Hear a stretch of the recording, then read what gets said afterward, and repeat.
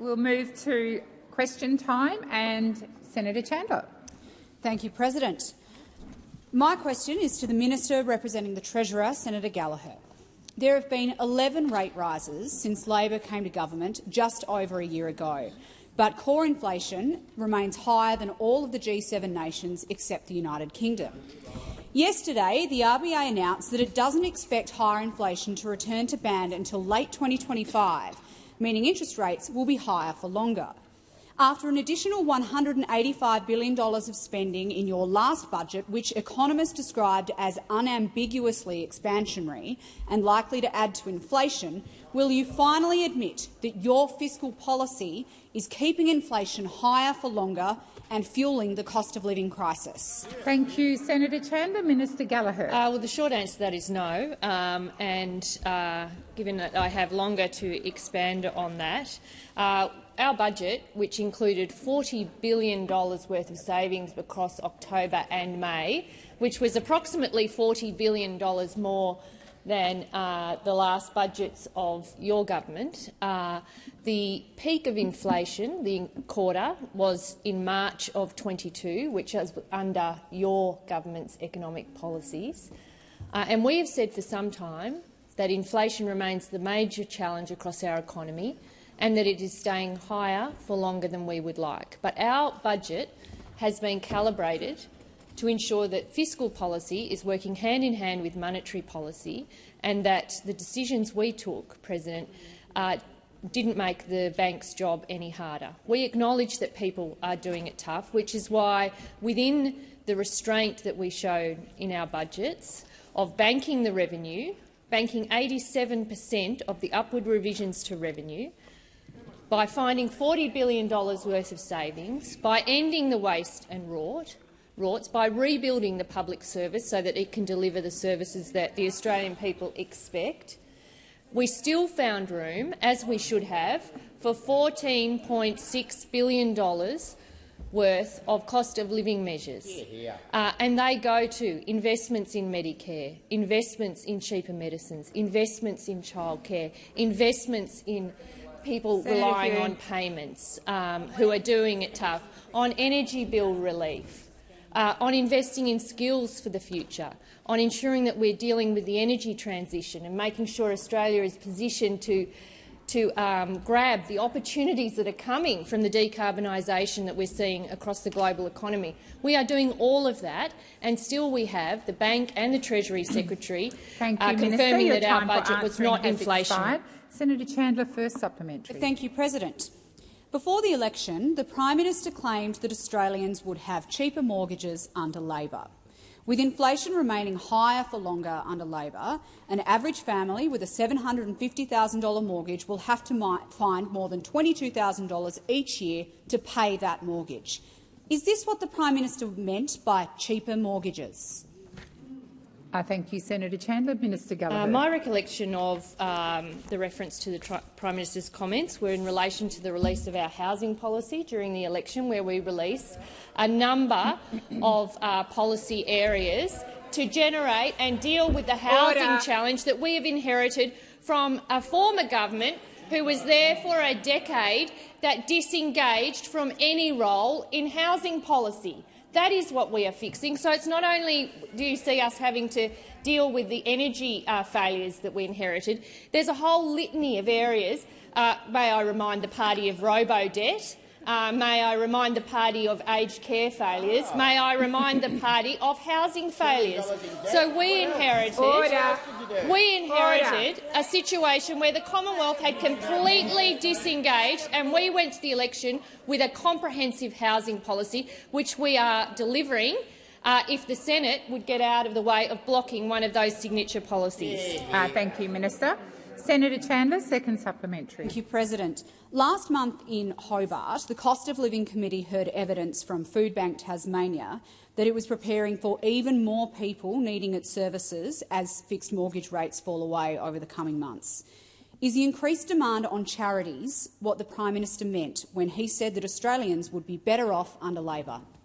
Thank you, Senator Chandler. Minister Gallagher. Well, in relation to that question, I do preface this by acknowledging that Australians are doing it tough, which is why our budget has been focused on making room for investments where we are able to afford it and to target those investments to areas of high need. In relation to the community sector, which does do an incredible job in relation to emergency provision of services, whether it be food relief or indeed housing, the government has fixed another one of the areas of your failure, which is the indexation rate, where you didn't even bother to index the community sector in a way where they could afford to continue their provision of services and pay their staff. And we have come in and lifted that rock up and had a look at where you placed that rock, and we have fixed that as well, so that the community sector is able to meet some of those increasing costs, and we will work with them hand in hand, as you would expect to see any further areas of support we can provide. Thank you, Minister. Senator Green. Thank you, President. My question is to the Special Minister of State, Senator Farrell. It is really important that all eligible Australians are enrolled to vote in the lead-up to this year's referendum. However, we know that some groups have faced barriers to enrolling which have seen them unrepresented on the electoral roll and therefore unable to participate. I understand that's why the government has been supporting the Australian Electoral Commission to remove barriers for these Australians, which has already led to significant increases in enrolment. Can the minister please update the Senate on the record number of Australians now on the electoral roll? Thank you, Senator Green. Minister Farrell. Thank you, President, and thank Senator Green for her interest in this area, and it's a very important part of our democracy. And yes, I can update you on those issues that you've raised, because after coming to government, the Albanese government funded the AEC to improve Indigenous enrolment. And earlier this year, we acted to remove regulatory barriers and support greater enrolment of eligible Australians. And this has been paying dividends. Last week, the Australian Electoral Commission announced that enrolment in Australia has skyrocketed ahead of the 2023 referendum. National enrolment is now estimated to be at 97.5%. I'll repeat that figure. 97.5%, with over 17.5 million Australians on the electoral roll. But more significantly, enrolment of underrepresented groups is going through the roof. Enrolment of young Australians is over 90% for the first time in the nation's history, and more First Nations Australians are now enrolled than ever before, with enrolment at 94.1%. And remember this, this is up from 80% in June 2022, shortly before we came to government. It isn't just the work of the AEC that's driving up enrolment. Australians want to have a say at the Voice referendum. First Nations Australians clearly want to have a say on the Voice to Parliament.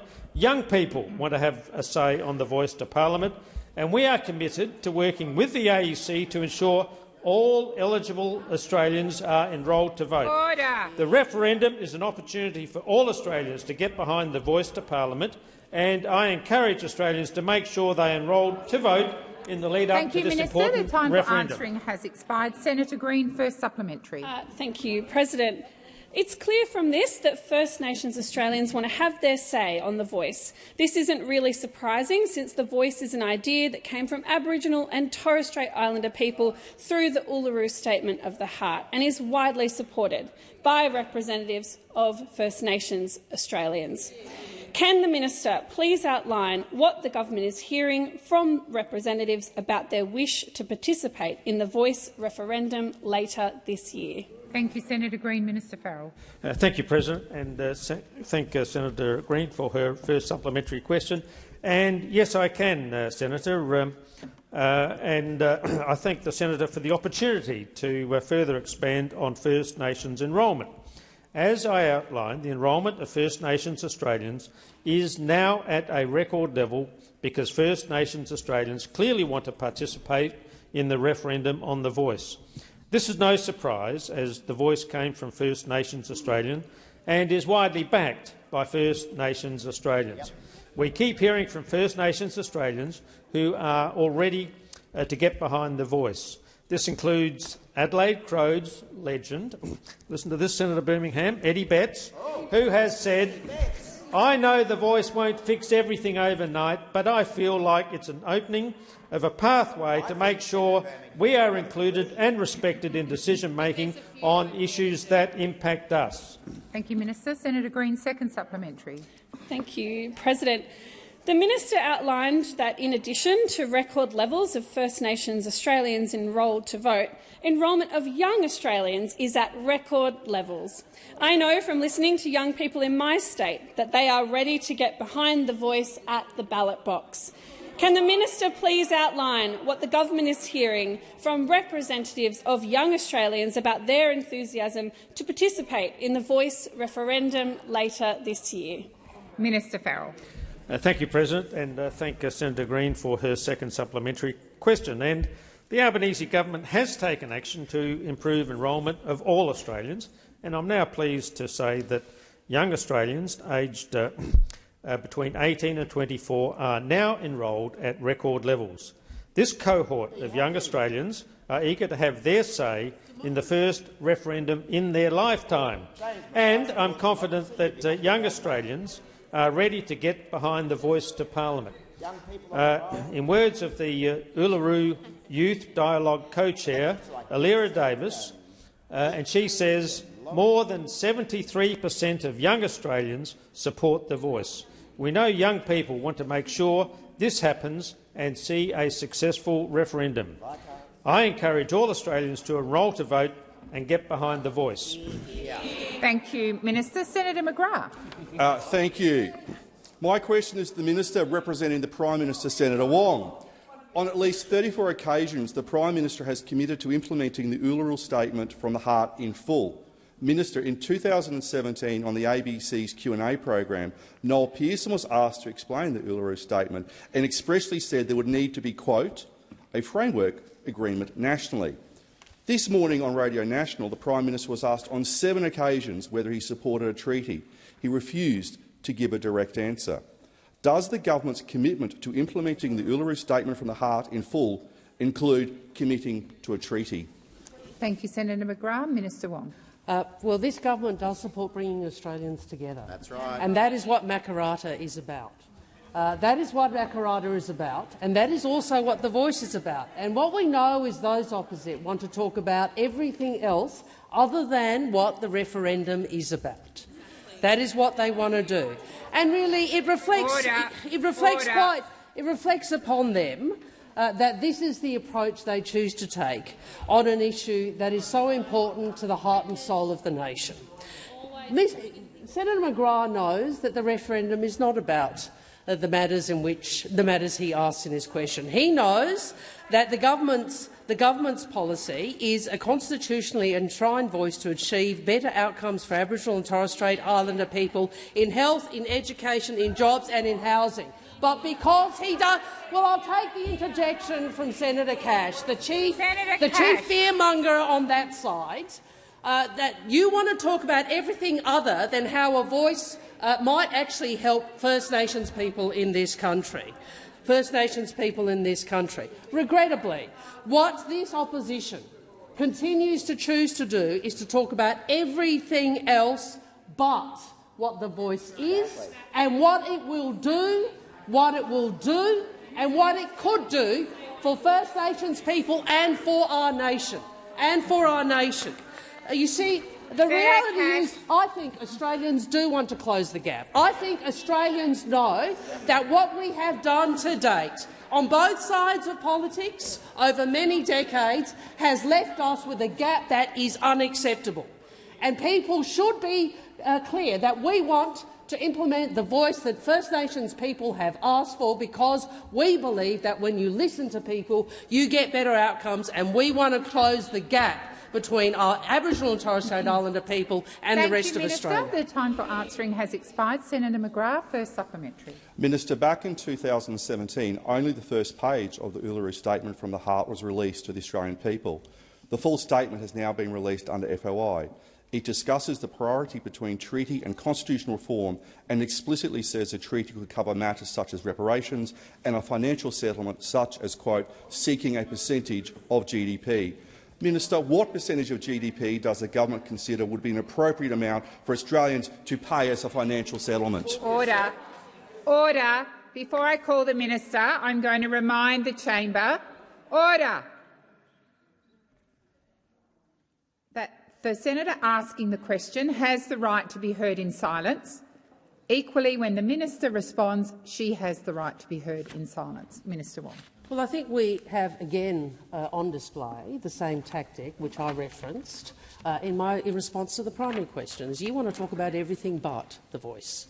You want to talk about what Mr Pearson said. You want to talk about something that happened, some documents that you've now found in relation to a statement that you used to support. Senator I would make this point. I would make this point because those opposite want to talk about treaties. What has happened since 1986 is that treaties and agreements are already underway in Victoria, Queensland and Northern Territory.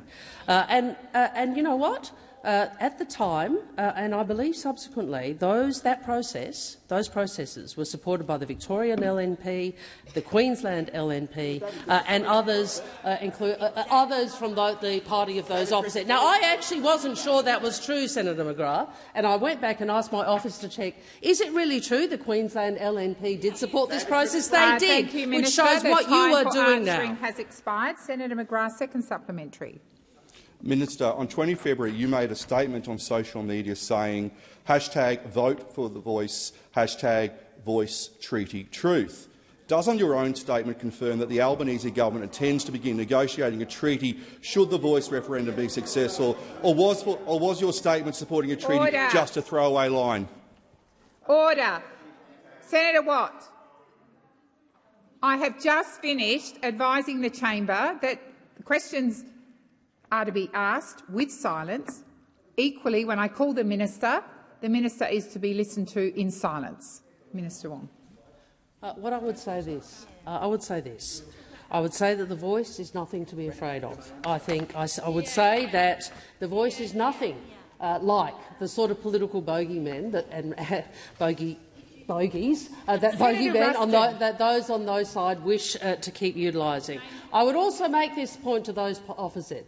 I believe that there are some things bigger than politics. And I would ask those opposite to reflect on whether they really want to use the soul and fabric of this nation as a political battleground. As a political battleground.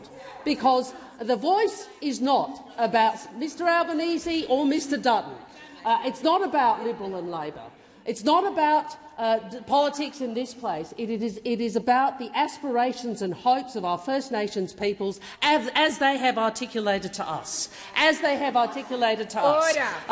And we have an opportunity to bring the nation together. Order. There are some things above politics. Minister, order across the chamber.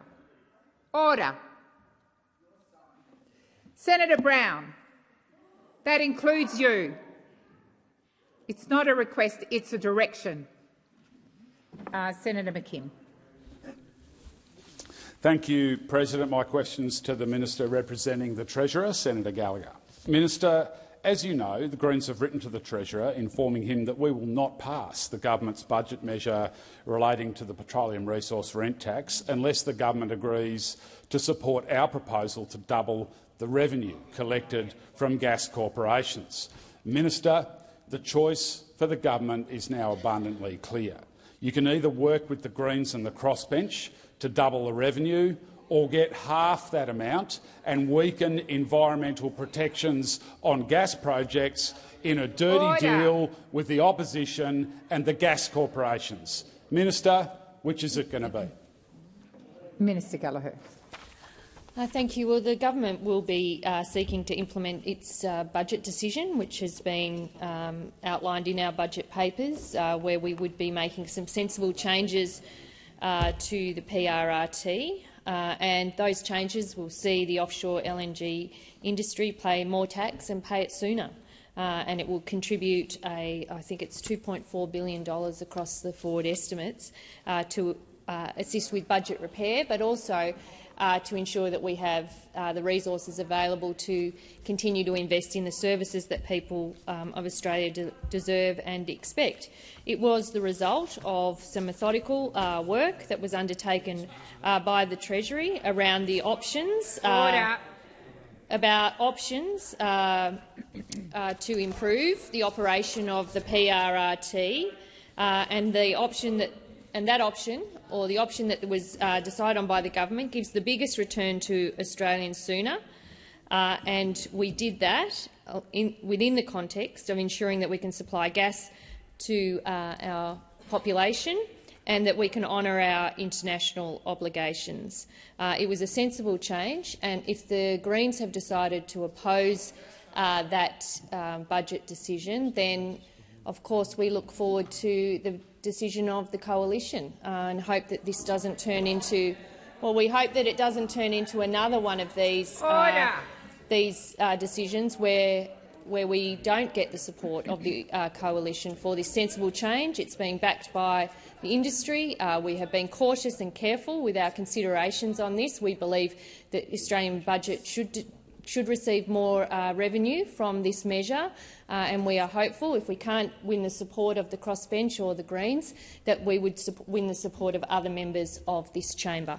Thank you, Minister. Senator McKim, first supplementary. Minister, isn't it true that actually this proposal was designed by the gas cartel in this country? Isn't it also true that 15 gas corporations and peak fossil fuel bodies signed non-disclosure agreements with Treasury to enable them to design the government's proposed PRRT changes? Minister, how many environment, climate and community groups were invited into the design process? Before I call the minister, I'm going to remind people that interjections are disorderly. Minister Gallagher. The answer to Senator McKim's question is no, and the policy was designed by the Treasury and agreed to by the government. And I think in terms of the consultations that happened, it is not unusual that the government would engage with industry stakeholders around a revenue measure that impacts on their industry. That is business as usual for government in that sense. Non-disclosure agreements as part of that consultation are standard operations as well. It is right that the Cabinet on the ERC, when making decisions, has a full understanding of the industry impacts that would be proposed by any proposed change, and the normal processes were undertaken in relation to this measure. Thank you, Minister. Senator McKim, second supplementary. Thank you, President. Minister, why has the government carved Woodside's North West Shelf project out of this tax? Has it got anything to do with the massive political donations which are poured every year out of Woodside's obscene profits into the coffers of the Labor Party? Thank you, Senator McKim. Minister Gallagher.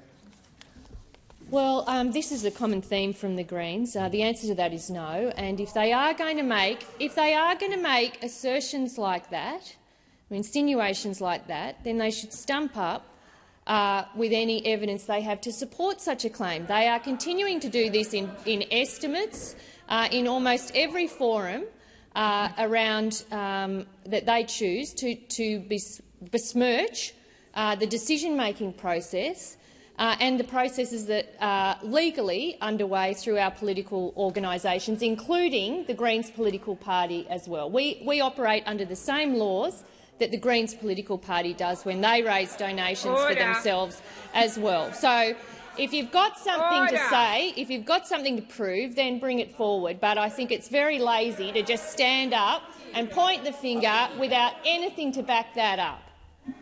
Thank you, Minister. Senator Pratt. Senator McKim. Thank you, President. My question is to the Minister representing the Minister for Health, Senator Gallagher. At a time when we know many Australians are seeing additional pressure on their household budgets, can the Minister please outline how the Albanese government's cheaper medicines policies are not only delivering savings to Australians and making it easier and cheaper to get their scripts filled, but also helping combat inflationary pressures? Thank you, Senator Pratt. Minister Gallagher. Thank you, President. I thank Senator Pratt for the question. And as I said in my earlier answer to Senator Chandler, we do understand that many Australians are doing it tough as cost of living pressures bite into household budgets, which is why we have looked carefully at areas where the government can take pressure off those cost of living pressures. This is why we are acting and have acted through the October and the May budget to provide cost of living relief where we can, targeted and timed, so that it does not add to the inflation pressures we're seeing across the economy. One of the key actions we're taking in this area is to make medicines cheaper. It was a key election commitment of this government, and on the 1st of January this year, for the first time in 75-year history of the PBS, the general co-payment was reduced from $42.50 to $30. And already, in less than 7 months, Australians have saved $118 million on nearly 11 million cheaper prescriptions. It's why we've introduced the new nationally consistent opioid dependence treatment program that means tens of thousands of Australians will finally get the same benefit that every other Australian gets for PBS medicines. And from July 1, they will pay the PBS co-payment on these vital medicines and save up to $200 per month. Cost of living relief. As we announced in the budget, from the 1st of September, we are also introducing 60-day prescriptions for more than 300 medicines that will benefit 6 million Australians with ongoing health conditions, giving them twice the medication for the cost of a single script. This policy was recommended by independent clinical experts at the Pharmaceutical Benefit Advisory Committee back in 2018, advice that was ignored by the previous government. 60-day prescriptions is the norm in so many countries, and it's undeniably good health policy. Thank you, Minister. Senator Pratt, first supplementary. How will the government work in partnership with pharmacies around Australia who deliver important healthcare support to their communities to roll out these reforms, particularly those in rural and regional communities? What assistance will be provided to make this transition to cheaper medicines smoother? Thank you, Senator Pratt. Minister. Thank you, President. I thank Senator Pratt for her question. The government is committed to work in partnership with pharmacies, particularly those in regional and remote communities. In the budget, the government committed to reinvest every single dollar that the government saves with 60-day scripts straight back into the community pharmacy sector, so pharmacists can play an even more central role in the healthcare of Australians. This government has increased payments for services like dispensing, handling, administration and infrastructure by 7% more for all community pharmacies. The government recognises the importance of rural and regional pharmacies and will be investing in them accordingly. Starting this month, the government has doubled the budget for the regional pharmacy maintenance allowance, and from September 1 this year, the government is introducing the regional pharmacy transition allowance to support pharmacies in the transition to 60-day scripts. This will provide $148.2 million over 4 years for eligible pharmacies in rural, regional and remote Australia. Senator Pratt, second supplementary. Given the government's changes to deliver cheaper medicines will have a positive impact on people's households' budgets, particularly important at this time, and given that 60-day dispensing is commonplace in other countries like the USA, New Zealand and Canada, why did the former government choose not to act on this targeted cost of living relief, and why do they appear to remain opposed to Australians getting their medicines more cheaply and efficiently? Thank you, Senator Pratt. Minister Gallagher. Why is that? Tell us. Thank you. Thank you, President. This is another area where we saw a distinct lack of action from the former government, which meant that people have paid more for their medicines for longer than they needed to. The government is acting on the expert clinical advice of PBAC. We are acting on the advice that the former government chose to ignore. And from the 1st of September, we are implementing this advice because it's not only good health policy, but it also makes medicines cheaper and help Australians with their cost of living challenges. Introducing 60-day scripts for stable ongoing conditions was a recommendation from the PBAC in 2018. The 2018 recommendation was never implemented by the former government. those in the no elition now, costing Australians billions of dollars in lost savings. Well, people have had to pay more for their medicines for longer than they needed to. There are millions of Australians with ongoing health conditions who deserve an explanation. And this, of course, is a reform that is supported by many in the health sector who want to see people pay less for their medicine. Senator Hanson. Thank you very much. My question is to the Minister representing the Minister for Climate Change and Energy, Senator Wong. Minister Wong, people in your state of South Australia are paying an average cost of 35 cents per kilowatt hour compared to 22 cents in Victoria, 25 cents in Queensland, 26 cents in Tasmania, 28 cents in New South Wales and 30 cents in Western Australia. Will the minister please explain why the state with the highest penetration of renewables also has the highest electricity prices in the nation, while your government keeps claiming renewables are cheaper? Thank you, Senator Hanson. Minister Wong. Thank you, President. Thank you to Senator Hanson for the question. And Senator Hanson may be aware that the transition from carbon-intensive energy generation to renewables did occur earlier in South Australia, and I think we all know there have been challenges with how that has been. With that, given the speed with which that had to occur, it did have to occur, yes, but I would make this point that the reason that we say renewables are cheaper is because that's what the data shows, and I would refer you to the order. Well, the AEMO. The electricity market operator. So, well, this is like the fact-free debate we had in the coalition for 10 years, and which is why we are where we are.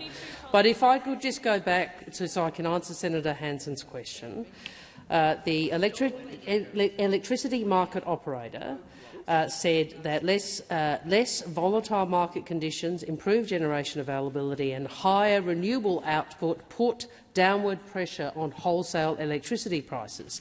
Increased market share of lower marginal cost renewables helped push down the wholesale electricity costs from Q2 2022, despite the quarter having the highest underlying demand recorded since 2016. So the market operator themselves, Senator Hanson, I know you don't agree with this, but I'm simply saying to you that the advice to government and the advice from the market operator, not a politician, not a lobbyist, but the person, the entity in charge of running the electricity market, has made clear that renewables. Minister Wong, please resume your seat. Senator Roberts.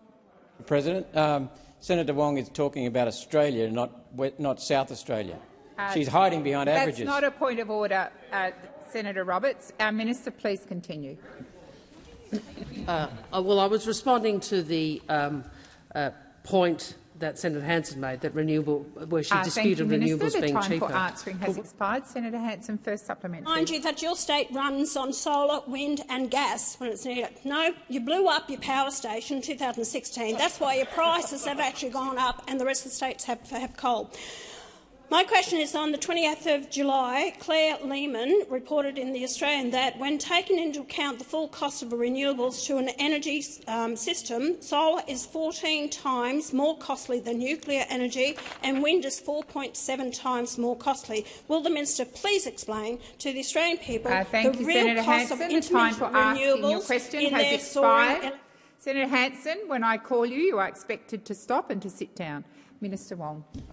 Thank you. I've asked about what Ms Savage said, and I have a quote from her from March of this year.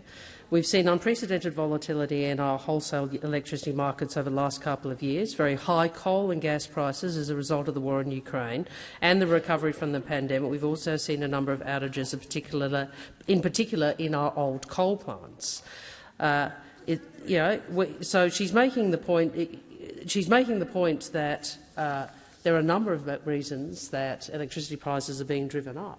And the reality is all of the advice to government and the data from the market as well. So not only— Senator Ruston, your constant interjections are incredibly disorderly and disrespectful. Minister Wong, please continue. The advice to government very clearly is that renewables are the cheapest form of new installed power. And I would also make the point, I've looked at the electricity prices across the states, and I have to say I don't necessarily agree with the premise of your primary question. Thank you, Minister. The time for answering has expired. Senator Hanson, second supplementary. Solar, gas and coal from Australia, so stop blaming the Ukraine war for this. Under the National Electricity Rule, wind and solar operators get the same price as gas operators, yet they are cheaper to produce, as you declare, but charged at the same higher rate. When are you going to stop this rorting and bring electricity prices down for families and businesses? Thank you, Senator Hanson. Minister Wong. Well, in relation to the latter, Senator Hanson, you would know the government has already put in place measures to seek to take the edge off the electricity price increases that Australians are facing. I would make the point that obviously those opposite chose to vote against it, and we know that that was in effect a vote for higher electricity prices. In relation to your questions about your point about Ukraine and Russia, we work in an international market. So the price of coal and gas, even if produced in Australia, is not disconnected from the international market and the fact that supply is constrained. Well, you may shake your head, Senator Hanson. It is not disconnected. We may be an island continent, but we work in a global market, and we are not insulated. We are not insulated from international movements in coal and gas prices. So I make the point again. The evidence shows that renewables are cheaper, and that is what the government is focused on. Has expired. Senator Little. Thank you. My question is to the Minister for Finance, Senator Gallagher. Minister, you have explicitly posted on social media and spoken about your support for a treaty, as has the Minister for Indigenous Australians, the Prime Minister and most members of your government. Given the confusion created by the Prime Minister, can you confirm that if the voice referendum is successful later this year, the Albanese government will then commence the process to negotiate one or more national treaties with Indigenous Australians? Thank you, Senator Little. Minister Gallagher. Thank you, and I thank those opposite for being so interested in my social media account. I never had any ideas. Give us the handle. I could just picture you all sitting there having a look, following everyone's social media. Oh, they wanted some good content. Wanted some quality content. So follow us. We're comfortable with that. Minister, please resume your seat. Order on my right. Order. Order on my right. Order. I have a senator on her feet. Senator Little. The question was very specific, and it wasn't about being amused about the answer. It was about the question. Senator Little, you did refer to social media and a number of other matters. And all the laughing. Senator Little, the minister is entitled to go to any part of your question. You referred to social media, so I'm sure I will remind the Senate. Order. Order. I will remind the minister of your question, but I will remind people who ask the questions that if there's a preamble or there's a range of matters that are in the body of the question, the minister is entitled to refer to them. Thank you, Senator Little. Please continue, Minister Gallagher.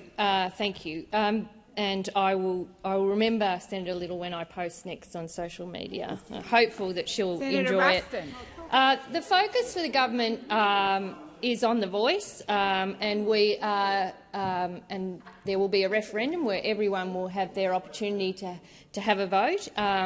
Our focus is on ensuring that we're closing the gap, focusing on Indigenous health, on education, on housing, on jobs, on making a practical difference. And I think there is some agreement, surely, across this chamber that in a number of areas the current situation, the status quo, is not delivering the outcomes that any one of us, any single one of us in this chamber would want to see continue for any time longer. And that is in areas such as incarceration, such as children being placed in out-of-home care, such as babies with low birth weight, such as children assessed as developmentally on track. In all of these areas where we are not seeing the outcomes that we want to see, which is why there will be. It is relevant because it's about outcomes. The voice is about outcomes. The Uluru Statement from the Heart is about outcomes for Aboriginal and Torres Strait Islander people and improving them. Your seat. Senator Little. The question was about an outcome, which was, will a treaty be part of that? Senator Little, if I also remind you, in your question, you went to the voice, you went to the referendum, you went to social media, all of which the minister is entitled to take into account when she answers. Please resume. The minister is being relevant. Please resume your seat. Minister Gallagher. Thank you. And the question I'm asked relates to the Uluru Statement from the Heart, and the referendum goes to the voice, creating constitutional recognition through a voice Thank you, Minister. Parliament. The time for answering has expired. Order. Order. Senator Scarr. Senator Little, first supplementary. Minister, will you rule out Australian taxpayers being required to pay rent or reparations as part of any treaty negotiated by the Albanese government? And if not, what is the potential cost of such a treaty? Have you done the modelling? Thank you, Senator Little. Minister Gallagher. Thank you, President. And we all see, with eyes wide open in this chamber, what is going on here. Yes, we do. We all see, and you will have to live with yourselves about your conduct and how you decide to play it yourself. Please resume your seat. Order on my left. Order. Minister, please continue. Thank you. I can say, as Minister for Finance, one of the things that worries me greatly is the expenditure that's currently being spent to deliver outcomes that none of us in this place would want to see continue. And we spend billions and billions of dollars every year, year on year, into programs that have not shifted the dial and have not closed the gap. And as Minister for Finance, I have a responsibility to taxpayers to ensure that the money is being spent, is delivering outcomes. And that is why we are supporting a voice through a yes vote when it comes, because we want to see a practical difference and those outcomes Minister, the change. time for answering has expired. Senator Little, second supplementary. No, I won't use the word. Minister, in response to a question yesterday, you said the investment in a Makarrata Commission will support the treaty process. However, the Prime Minister has said this isn't about treaty. Have you again misled the Senate, or is the Prime Minister seeking to mislead the Australian people? Thank you, Senator Little. Minister. Thank you. All of you. Senator Watt. Thank you. Well, the voice, as I said yesterday, is about making a practical difference. It's around constitutional recognition. It's about consultation and listening to First Nations people at their request that this is what they would like to see happen, so that we can start shifting the dial in all of those areas, in jobs, in housing, in education, in justice, in all of these areas that I thought we had unanimous agreement on, that we wanted to see progress. I thought that we have seen years and years of the parliament working together to make decisions, and the Minister, voice is simply... Senator Hughes. Order on my right as well. Senator Green. Please continue, Minister. So the voice is about making a practical difference. It's a generous offer about a way forward to change what we're currently doing, which, as everyone in this place would agree, has not been working. Thank you, Minister. Senator Tyrrell. Thank you, President. My question is to the Minister representing the Treasurer, Senator Gallagher. Senator Lambie and I have worked with the Greens and with Senator Pocock to make you an offer. We're prepared to back your changes to Petroleum Resources rent tax with one tweak. We want to do what you're already planning to do, which is capping the use of credits to a company's tax bill. All we're saying is it should be capped at 80% instead of 90%. In exchange, you'll have the numbers to pass your legislation. An alternative way to get your numbers is to support what the Leader of the Opposition has called for and cut the regulation of oil and gas. I know you won't say whether you're going to accept the Opposition's demands, so I just ask it this way.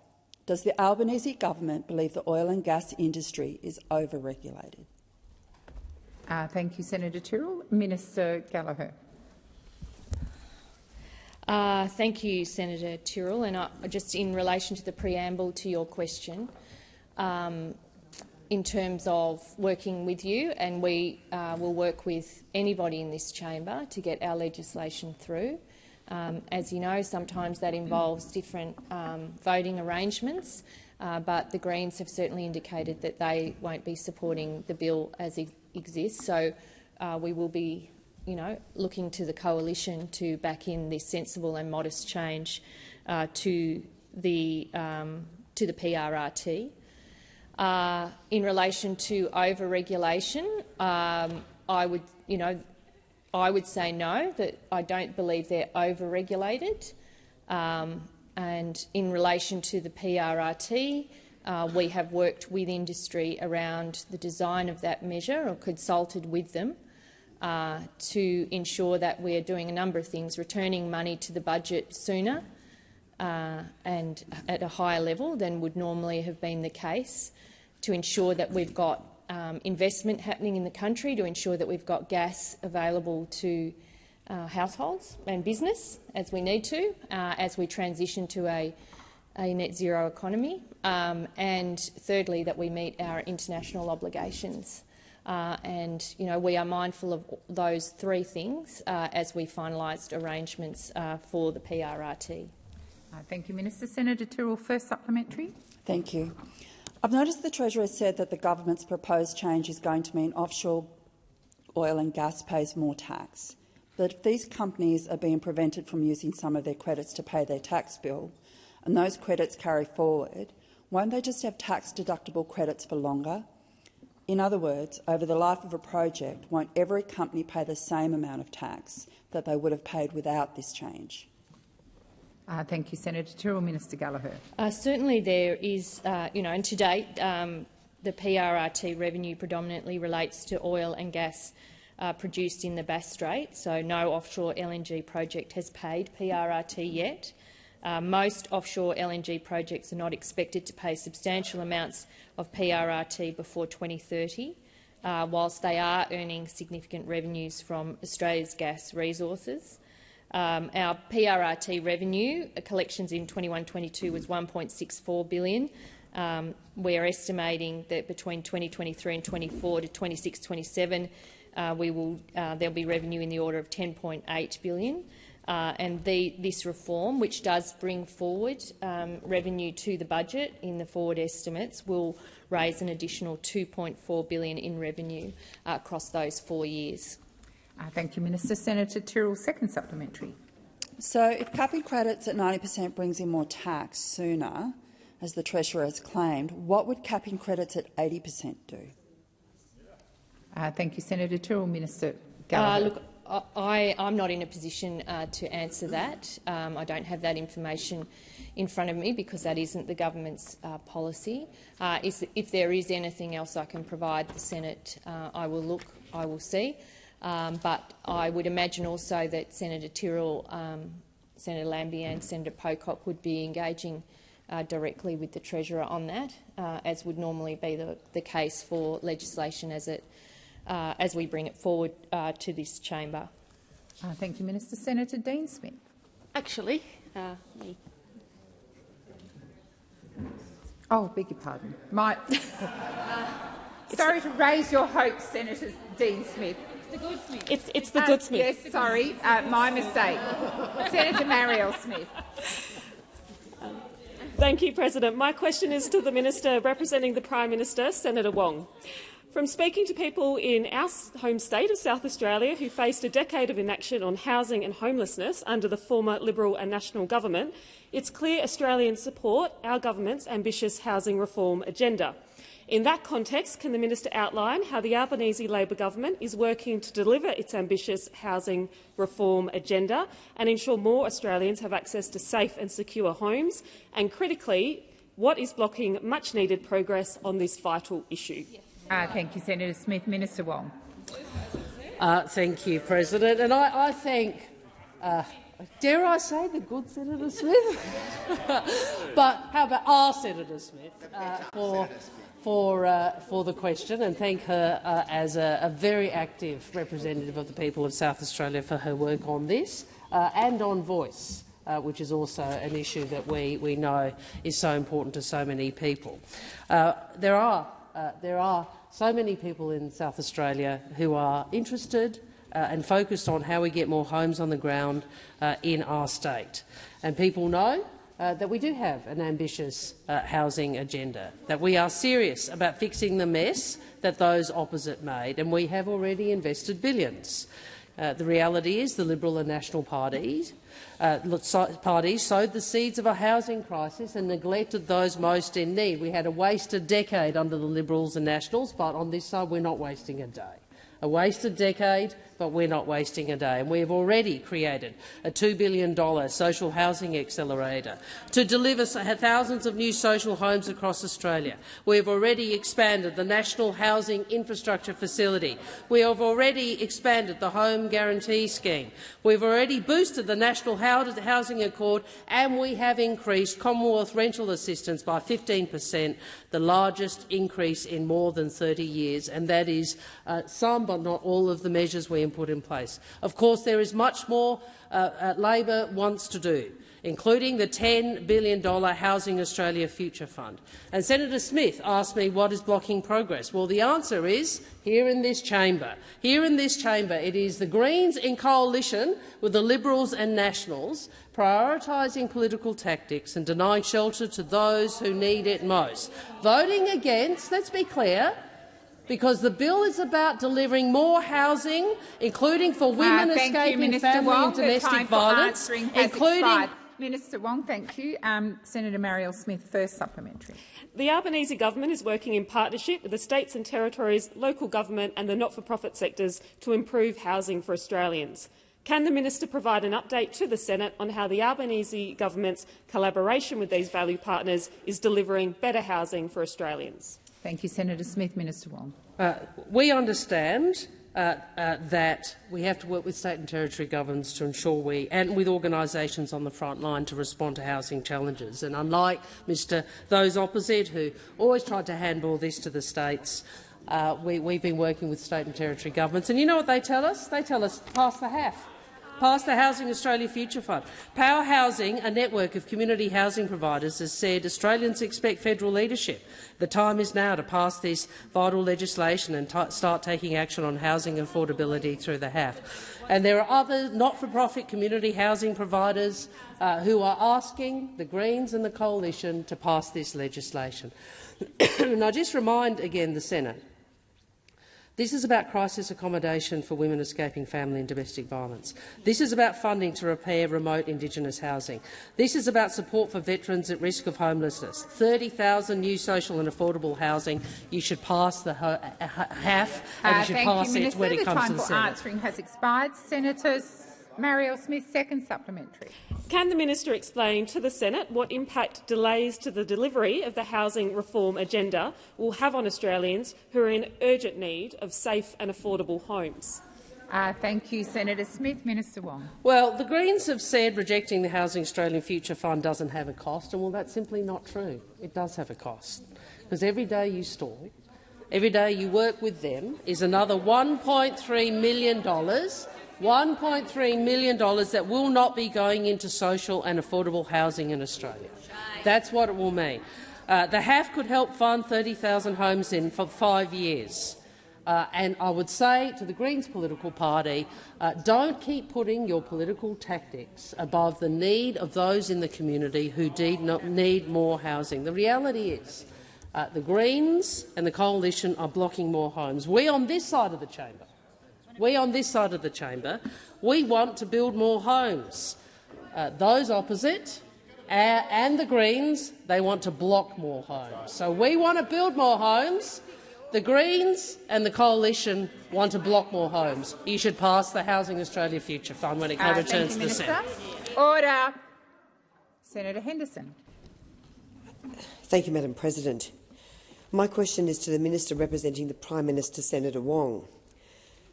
Following the disgraceful incident at the Perth home of Woodside CEO Meg O'Neill yesterday, in which protesters tried to invade her home, has the Prime Minister sought an explanation from the ABC about the involvement of one of its television crews in the incident and how the ABC was provided with the home address of Woodside's CEO? Thank you, Senator Henderson. Minister Wong. I share Senator Henderson's concerns about the way in which the media were alerted of this. People have a right to their privacy. People's families have a right to feel safe. And I think all of us would say that it is. We have legitimate political protest in our nation. People have a lot of different views, but there are some things which that right to protest and the freedom of expression that is part of that, the democratic rights which that expresses, have to be utilised responsibly. And I personally don't believe, and I think most of us would share it, that it's responsible for such protests to be taken to someone's home where their family is. I don't have any information in relation to how or what happened in relation to the ABC. I will certainly see if there's anything I can do to provide further information about that matter. Thank you, Minister. Senator Henderson, first supplementary. Senator, if the protesters informed the ABC that they were going to that address, was it appropriate for the ABC to embargo news of such a reckless protest, and should a responsible journalist have considered alerting police to their advance knowledge of an intended illegal act? Minister Wong. Thank you. Order. Order. Order across the chamber. Order. I've called for order. Senator Colbeck and Senator McKenzie. Order. Order. Minister Wong, please continue. Minister Wong. The advice I've received, and again, Senator Henderson, I will add to this answer if I'm able to, that the Minister has responded in the House that she has sought further information from the ABC on this matter in addition to their public statements. That she awaits the further advice she has requested. She does note that the ABC has both operational and editorial independence. I'm not, Senator Henderson. No, please, no one in this chamber. You heard me straight. Please, no one in this chamber, I would think, would support that. To support what has happened. So let's not play. Order. There are some things about politics for some of us, Senator Henderson. Senator Hughes. Order. Senator Henderson, second supplementary. Minister, we are referring to advanced knowledge of an intended illegal act. Will the government take action and request that the recently appointed ABC Ombudsman conduct an inquiry, an urgent inquiry, into this matter? Thank you, Senator Henderson. Minister Wong. Thank you, President. Thank you for the supplementary.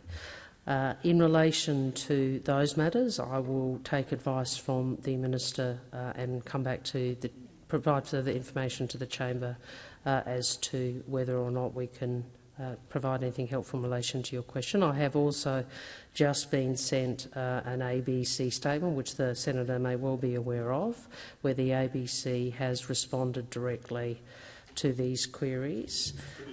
Well, I have only just seen this, so I'm simply trying to be helpful to the chamber on an issue that, I think. Order. Senator Colbeck, there are many opportunities during a sitting week to make a contribution. Question time is not one of them if you are not asking a question. The minister is responding. Minister Wong. I have just received a copy of the statement. Others may have seen it. I simply say the statement says that they had no knowledge of what action was going to occur there and so forth, and the police were already in attendance and arrival. But can I say this again? Families deserve to be safe. Thank you, and people Minister. are The entitled time to their for answering has expired. Be placed on notice.